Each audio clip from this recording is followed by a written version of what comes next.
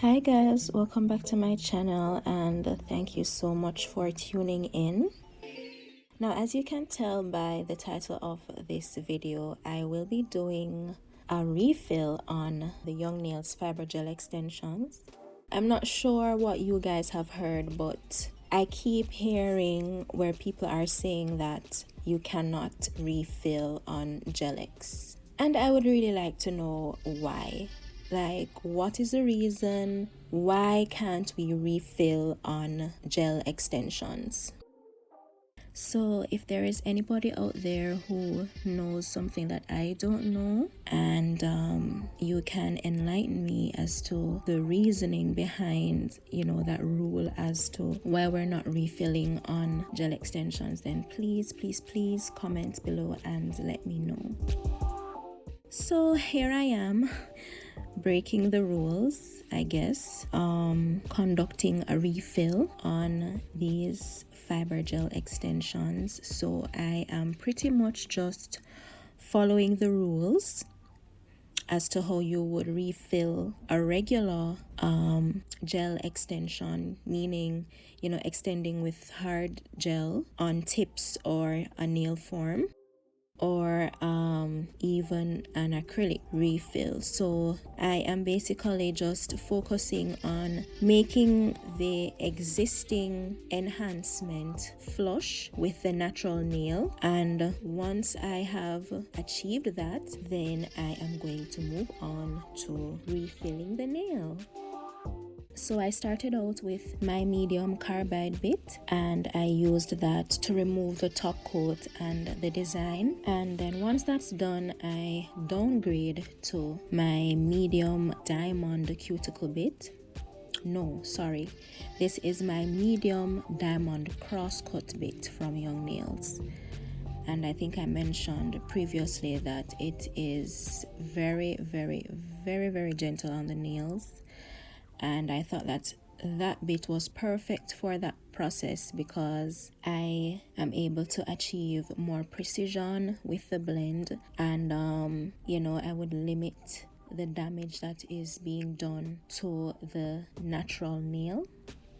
However, I want to point out that, remember, when we adhere the tips to the nails, we actually go in with a layer of the fiber gel first, cure that, and then we place another layer and then adhere the tips, right? So at the point of blending out the tip, we are actually blending down into those two layers of fiber gel, right? So it's very unlikely that I will be hitting the natural nail anytime soon.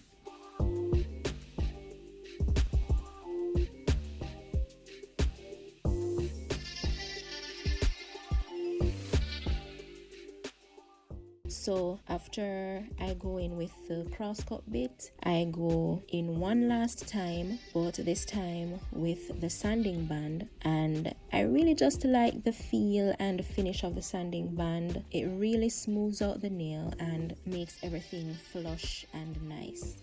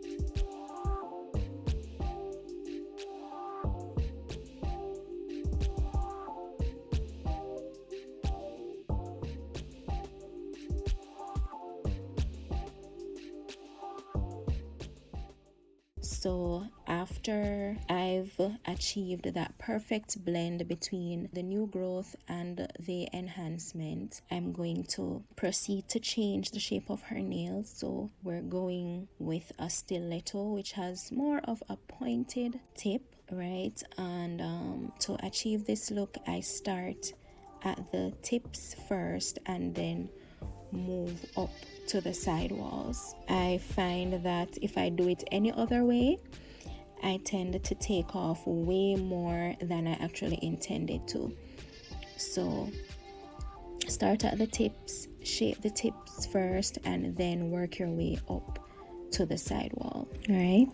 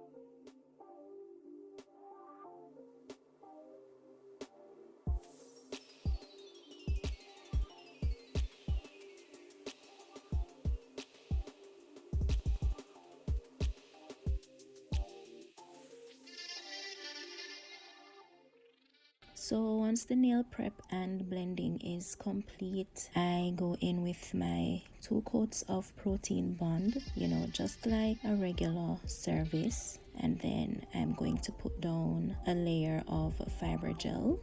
So after I've gone through and added that layer of fiber gel on all 4 nails, I cure and then I do the thumb separately. Guys, I always cure my thumbs separately. I try to do all 5 fingers and then cure the thumb, but I always have issues with the thumb curing all the way through because of that angle that the thumb is forced into when you lay your hand flat. So I'm not sure if there's a special type of lamp out there where the lights are positioned a certain way which will enable the proper curing of the thumb, but until I get my hands on any such nail lamp, I will always be curing my thumbs one at a time. So once that layer is on, then I proceed to build structure with the fiber gel. So I'm focusing primarily on the new growth, and then I blend it downwards.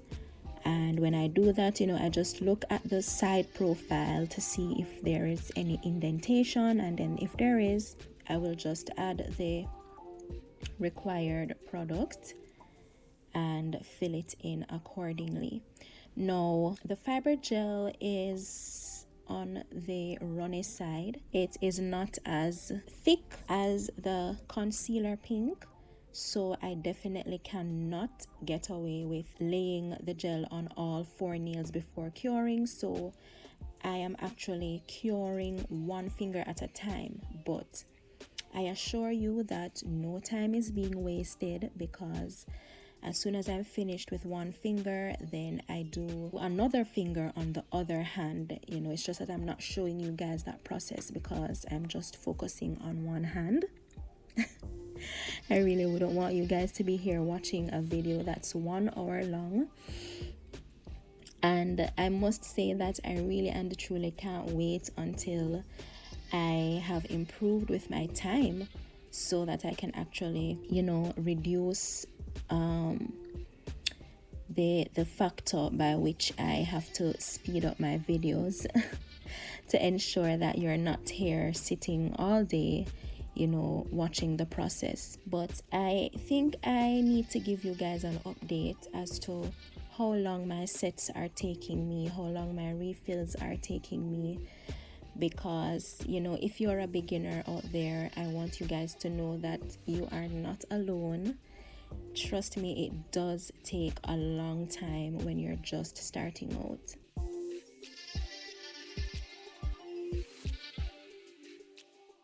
All right, so I have laid the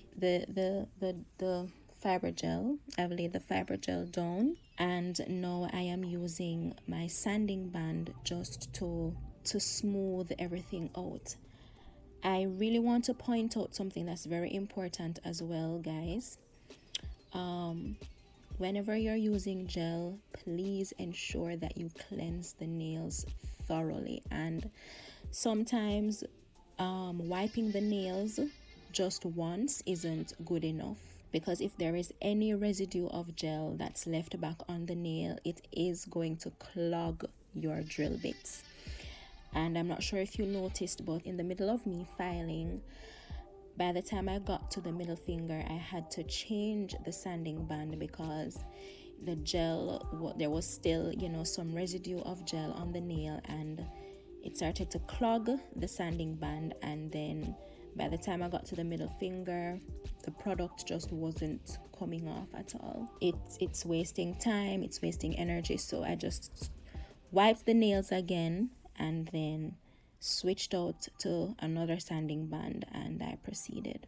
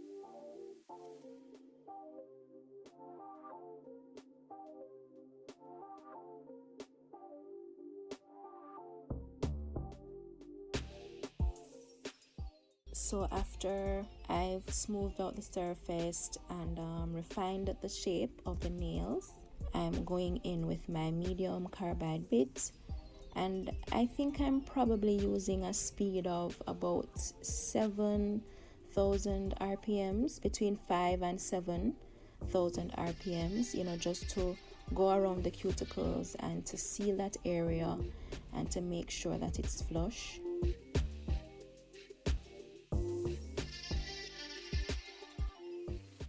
And now I'm just using one of my smaller, more tapered tornado bits to go underneath the nail and just to file away that new growth. Her nails are very, very thick, so we really had to get rid of that, just to improve the aesthetics of the nail, and also to ensure that she has no issues with the nail peeling away or anything, getting between the natural nail and the tip that would cause premature lifting.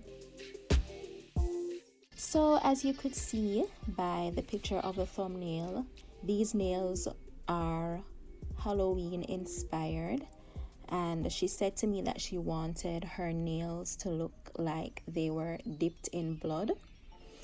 So when I looked at the gel polishes that I had, one red was too bright and the other was too dark. So I said, okay, let me mix both of them to see if I'll get, a shade of red that, looks more bloody. So that's exactly what I did. And, just to achieve that look, I put some regular top coat at the base of the nail, and then I add the red polish to the tips, and then I blend upwards. And in hindsight, I'm thinking to myself, maybe I should have used my Blossom gel, and maybe, just maybe, I would have achieved a different outcome in terms of, that transition area. But I actually don't mind how this turned out, and she liked it as well.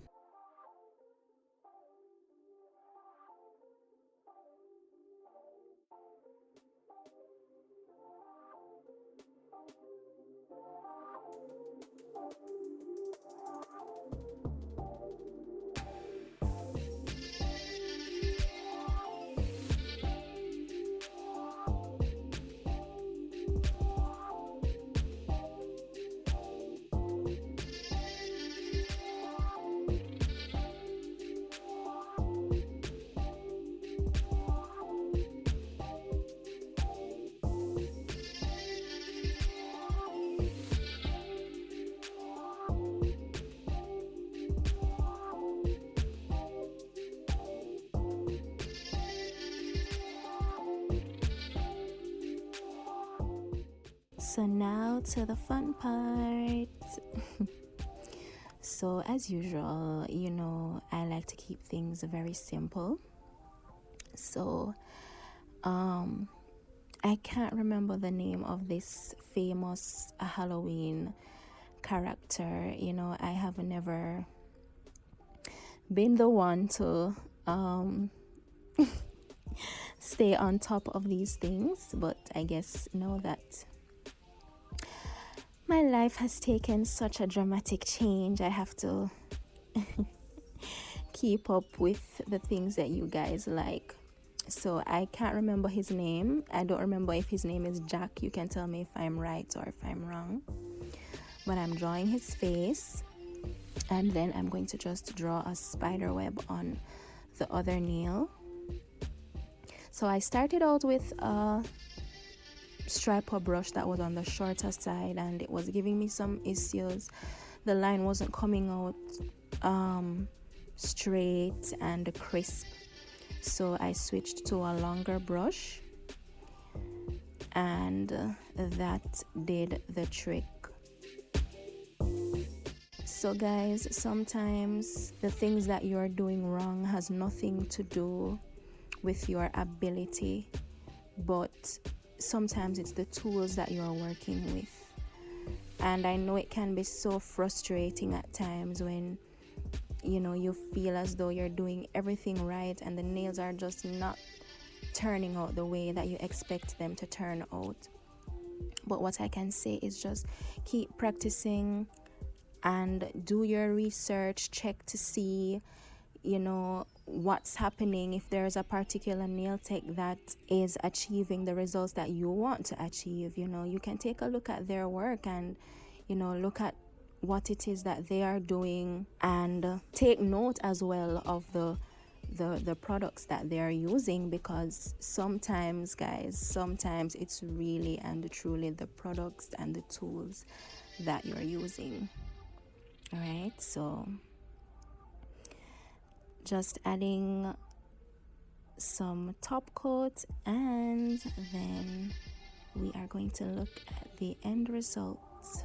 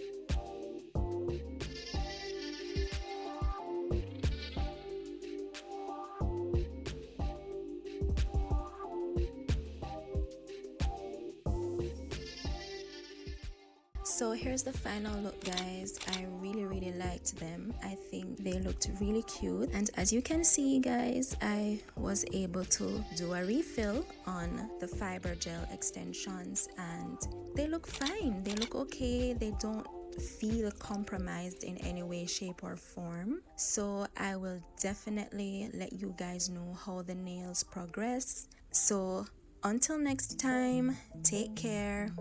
Bye.